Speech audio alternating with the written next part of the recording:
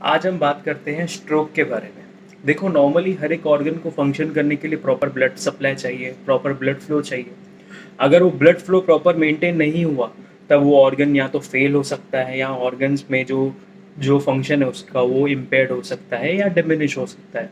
यही same principle हमारे stroke में भी अप्लाई होता है। जब स्ट्रोक होता है तब जो हमारा ब्रेन है वहाँ का जो ब्लड सप्लाई है या तो वो इम्पेयर होता है या ब्लड फ्लो में ऑब्स्ट्रक्शन आती है या जो आर्टरी है उसमें ही डैमेज होता है।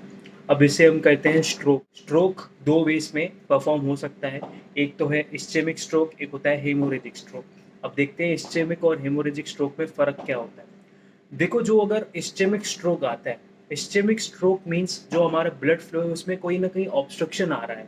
ऑब्स्ट्रक्शन ये किस वे में आता है कि अगर जो हमारी ब्लड फ्लो है उस पर अगर लिपिड है, फैट है, या इसे हम कहते हैं अथेरोस्क्लेरोसिस कहते हैं, या तो इसमें अगर हमें जब भी ऑब्स्ट्रक्शन आता है तब इसे हम कहते हैं कि ब्लड फ्लो कम हो रहा है, कम हो रहा है और इस्चेमिया हो रहा है, ब्रेन तक वो ब्लड नहीं पहुंच पा रहा है। इसे हम कहते हैं इस्चेमिक स्ट्रोक। और इसके दूसरे भी कॉजेस हो सकते हैं कि अगर कोई एम्बोलिज्म है, खून का जो प्लेटलेट्स का एग्रीगेशन हुआ क्लॉट है वो दूसरे पार्ट से लेकर ब्रेन के आर्टरी में अगर जाकर वो ब्लॉकेज करता है तब उसे ऑब्स्ट्रक्शन हो सकती है। इसे हम इस्चेमिक स्ट्रोक में कहेंगे। हेमोरेजिक स्ट्रोक एक ऐसी फिनोमेना है कि जब हमारा ब्लड फ्लो जो है आर्टरी का वो रप्चर हो जाता है, आर्टरीज रप्चर हो जाती है। कई बार क्या होता है कि पेशेंट्स में हाइपरटेंशन ज़्यादा होता है और ये हाइपरटेंशन क्या काम करता है ना, जो हमारी छोटी छोटी माइक्रो वेसल्स रहते हैं, कैपिलरीज जिसे कहते हैं, वो कैपिलरीज वो इतने प्रेशर को सहन नहीं कर पाते हैं।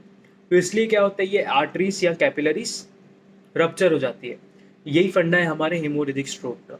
और क्या होता है, कभी कभी आर्टरीज का डायलेशन हो जाता है, एबनॉर्मल डायलेशन ऑफ आर्टरीज कहते हैं, जिसे हम एन्यूरिज्म्स कहते हैं, माइक्रो एन्यूरिज्म्स कहते हैं।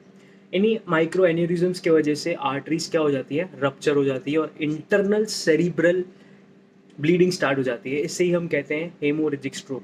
पर माइंड यू, ये जो ब्लीडिंग होगी ये कई फॉर्म्स में भी अप्लाई हो सकती है, या तो इंट्रा सेरिब्रल ब्लीडिंग, या तो जो ब्लीडिंग होगी वो हमारे कवरिंग्स के बीच में होगी, जैसे ड्यूरामीटर, पायामीटर।